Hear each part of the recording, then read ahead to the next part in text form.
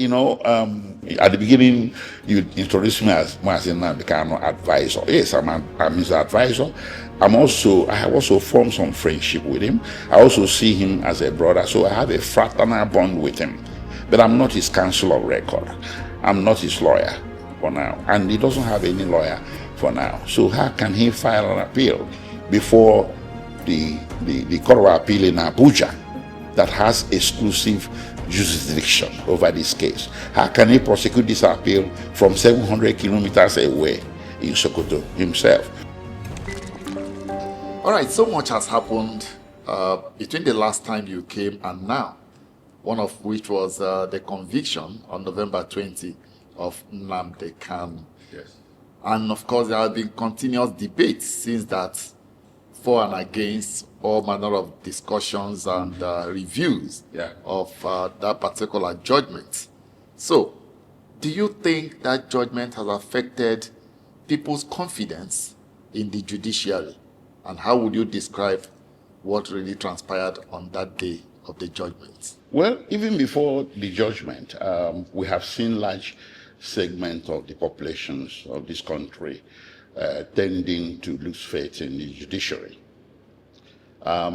We have to believe in our institutions. As a nation, we have to believe in the constituted authorities. If we don't have faith in the institutions, then we might as well forget about building a nation. But this conviction, this very conviction of Nnamdi Kanu, and the sentence itself being so cruel and unusual, I think affected the judiciary in much negative and adverse way than any judgment or verdict that has come out of Nigerian judiciary in recent times. And when people say that they have lost faith in the judiciary due to one thing or one conviction or one judgment or the other, and they cite this one as an example, you have to exhibit an understanding of where they are coming from. I think they are saying that the judiciary itself is not even infallible. Even the Pope himself is not infallible. The judiciary can be hoodwinked by an attritional prosecution that may tilt the scale of justice in the wrong way. We have seen some questionable convictions or questionable verdicts. Nnamdi Kanu's own is not the first. If we pedal back to the 1960s, Obafemi Awolowo, Chief Obafemi Awolowo of blessed memory, was convicted of treason. You convict a man of treason, a man that bore no arms, a civilian. He was convicted in the 60s of treason and imprisoned. And a lot of people also had expressed loss of faith in the judiciary stemming from that very conviction. And that conviction convulsed the system. It convulsed Nigeria all the way to 1966 when it contributed to catalyzing the first coup that we had in this country. So society has to be very careful and circumspect in handling trials of this nature that have tendencies of having more of political colorations than judicial colorations or legal colorations. I made it clear from the very beginning in 2021 when Nnamdi Kanu was renditioned, that that rendition itself demonstrated stark evidence of a high political interest in his case. And that was why when I was lead counsel between February 2024 and February 2025, I took very strong muscular steps to make sure that that trial did not happen unless certain issues were resolved. The first issue was the issue of his bail. The Supreme Court has criticized the revocation of his bail, and in fact, the Supreme Court went as far as stating that the revocation of Nnamdi Kanu's bail evidenced some partiality or raised questions about the impartiality of the judge who revoked the bail.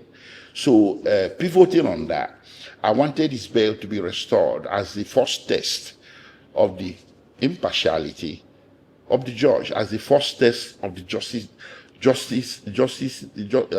of the case, as the first demonstration of fair play by the court. It was a test, but the court refused. And, that put some fear in me as to whether the institutional deck had been stacked against Martin Nnamdi Kanu. The second one was my objections to his trial. As a lead counsel, I had objected to the authority of the court to try him. That the Supreme Court sent back his case to the High Court did not give a whole-scale authority or jurisdiction to the High Court to subject him to trial without objection. There were issues in his case that needed to be resolved first before we put him on trial. Issue of jurisdiction had to be resolved. So when it was denied, I went to Court of Appeal. So the case was pending on Court of Appeal, before the Court of Appeal, before we were debriefed by him, and Chief Kana Agabi was brought in, and that was how the trial commenced. All right. From your own perspective, just like many other Nigerians, how did you see that particular judgment? Because a lot of persons felt, well, there were too many things underneath it. Well, the judgment was without consideration of the objections he had raised.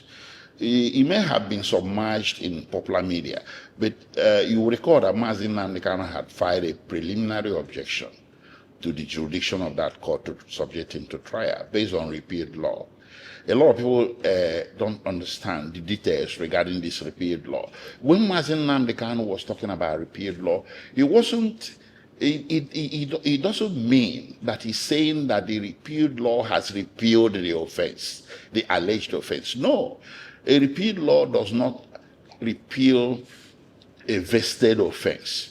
That is why we do have saving clauses in the law that repealed the old law. So Section 97 and 98, particularly 98 of the Terrorism Prevention and Prohibition Act 2022, repealed the Terrorism Prevention Amendment Act 2023. But it saved proceedings, liabilities, penalties, and before that law was repealed. When Nigeria migrated from the Armed Robbery and Firearms Decree that was enacted by the military, and which was known for doing summary trial of armed robbers and subjecting them to firing squad, either in their village or at the Bar Beach in Lagos, we didn't continue to operate under that old law after 1999 when the army left.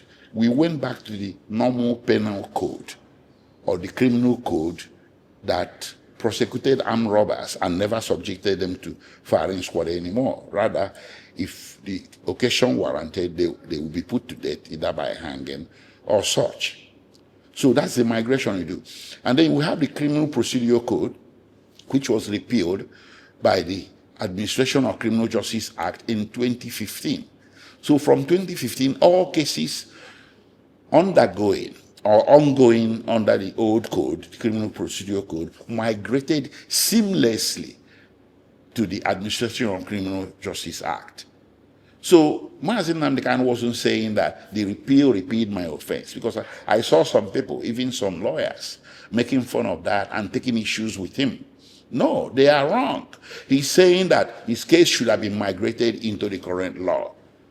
Unfortunately for him, the current law carries less stringent consequences for the offenses alleged against him. And you could hear the judge that they say, I should have imposed death penalty on you. Death penalty was required under the old law. The new law didn't require death penalty for the offenses he was convicted. So the judge was saying it was an act of mercy to impose life imprisonment on him. No, that is wrong, in my opinion. It wasn't. It comports. The new law has less stringent penalties. So the sentencing, at least, if the error was made in trying the case under the old law, or the judge felt justified in doing so under some authority of the Supreme Court or authority of statute, at least the sentencing requires that you migrate to the provisions of the new law, just like I have exemplified with armed robbers and the 1979 Constitution and the Criminal Procedure Code. So we repeal laws every day, and we don't keep doing things under those repealed laws. We do these things today under the current law. That was Mazen Nnamdi Kanu's thesis, and I stand by him. Why do you think the court and the judge were probably not ready to look at migrate his case to the new law, and we are still fixated on the old law? Well, the prosecution also was insisting on proceeding under the old law. I believe maybe the prosecution felt that it had some advantages. But you see, like I said before, nobody is infallible, including the judiciary. So the judge might have been misled. I am not attributing any mischief on his part, but nobody knows everything. You don't have knowledge of everything. Even judges who are supposed to be experts in the law may be misled, and that is why we have the Court of Appeal, and that is why I believe this is one of the major issues that shall be ventilated before the Court of Appeal. So far, any progress? How far have you people gone? You have 90 days to make that appeal. Well, at the beginning, you introduced me as Nnamdi Kanu advisor. Yes, I'm his advisor. I have also formed some friendship with him. I also see him as a brother, so I have a fraternal bond with him. But I'm not his counsel of record. I'm not his lawyer for now, and he doesn't have any lawyer for now. So how can he file an appeal before the Court of Appeal in Abuja that has exclusive jurisdiction over this case? How can he prosecute this appeal from 700 kilometers away in Sokoto himself? For now, Mazen Nnamdi Kanu is convinced that he does not need a lawyer, and it is his constitutional right under Section 36 of the Constitution to feel that way. So if he says, I want to file my appeal myself, or at least initiate the appeal myself and look for a lawyer later, it is his right. So the state is supposed to accord him the opportunity to exercise that right, because that right is protected by the Constitution of Nigeria and is guaranteed. It's given to him as inviolable. It's fundamental. So taking him to Sokoto defeats that right. So I do believe that is why he brought a motion before the Federal High Court to ameliorate the situation, to issue an ameliorative order that could transfer him from Sokoto prison to a prison in the vicinity of Abuja that will put him within a fighting chance of initiating his appeal before the Court of Appeal here. I think that is something that is worthy of consideration.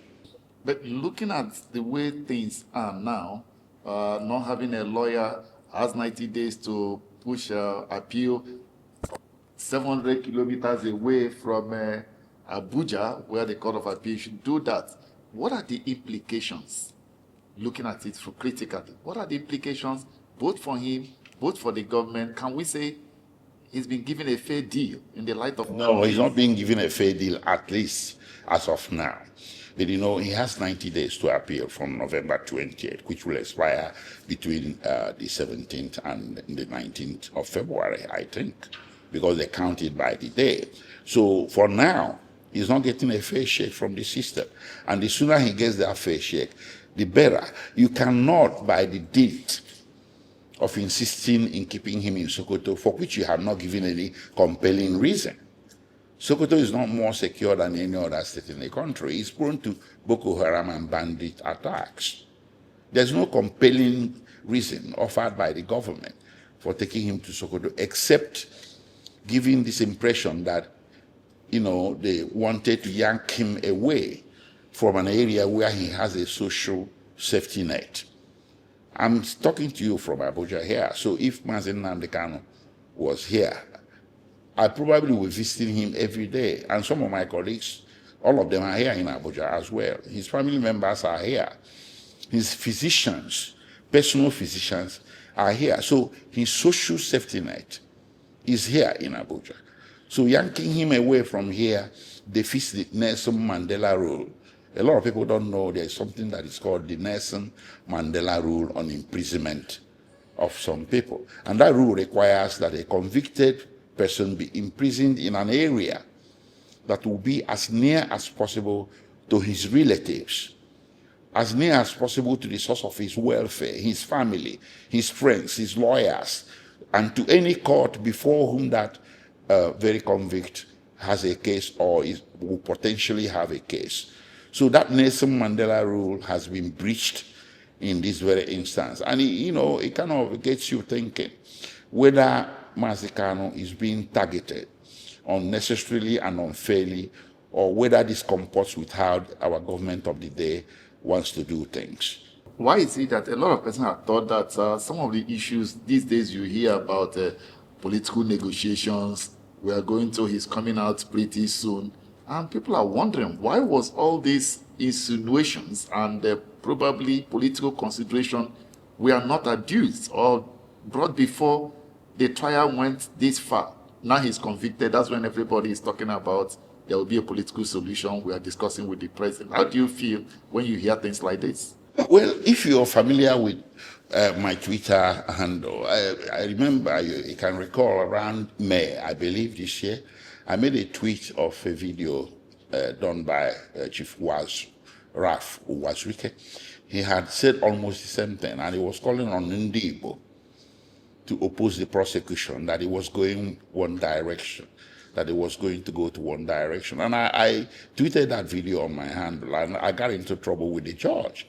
The judge called me up in open court and, reprimanded me for posting the video. But that video reflected my personal fears, my inner fears as to the direction the trial was going, not actually the prosecution.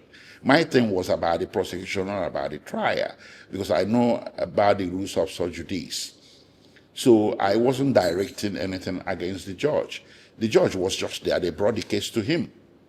He did not initiate the case. So every effort I made to prevent what happened, even when I was lead counsel, was geared towards stopping or halting the prosecution, including my media engagements.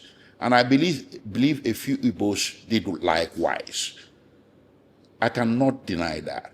I have to be here to acknowledge that Igbo actually tried. Our leaders tried. Some of the governors issued public statements calling for his release. A lot of political leaders from Igbo land did the same, and even from outside Igbo land. So that people are Igbos or Igbo leaders are calling for his pardon now is only consistent with what they had done before. They had always exhibited this groundswell of support and fraternity with Nnamdi Kanu, which is very admirable. It showed some unity. But there is a certain reluctance, or, on the part of the federal government that demonstrates something we don't know. But if you want to know really what was leading to that reluctance, you have to go back to 2021. Someone said that they spent up to $10 million to rendition Nnamdi Kanu. So to me, that demonstrates a high government national security interest in the matter that is not being made known to the public. But why should that high national security interest be there? Why should it be more directed against Nnamdi Kanu and less directed against the bandits and the terrorists up in northern Nigeria? These are questions that rock the conscience of people and should shock the conscience of humanity. The aggression, the prosecutorial aggression towards Nnamdi Kanu is very unprecedented. And I think it overwhelmed an entire race of Igbo people at home and in diaspora who made very spirited efforts, including I know about the Association of Igbo Military Veterans in the United States. I know about the Ambassadors for Self-Determination and the Rising Sun. These are very prominent Igbo diaspora groups. And the World Igbo Congress, they did try. They made public statements. They came to Nigeria. They came into the courtroom. They showed fraternity and solidarity. And from home here, there was also a groundswell, monumental support and fraternity being exhibited, and muscular steps taken towards the executive branch. Abaribe and our senators visited Nnamdi Kanu in detention, and so did at least two governors, Soludo and Oti. They did. Do you understand? And our household rep, notably Honorable Obiagocha and Ikenga Wochinyere. These things are in the public domain, but the federal government did not budge. So that kind of leads you to believe that this one is a special case to them, and it wasn't supposed to be so. But that is how it is. The other day, the brother was in court to represent him on this issue of allowing him come close, like you said, so where he has the social safety net. Unfortunately, the court did not accept that fact that the brother should represent him, and he's far away. They can't guarantee him coming anytime he wants. Yeah. Where does he leave us? Well, they did, and they asked him to bring a lawyer, and he went to the legal aid and secured one. So the hearing was eventually held on the 8th of December, and the matter was adjourned to 27 January. It was an ex parte application seeking transfer or order of court directing the federal government to transfer Mazen Nnamdi Kanu from Sokoto to a prison in the vicinity of Abuja. But the judge, in his wisdom, ruled that the prosecution and the prison authorities should be put on notice. And then the matter will be heard on 27th January 2026. That is where it stands right now.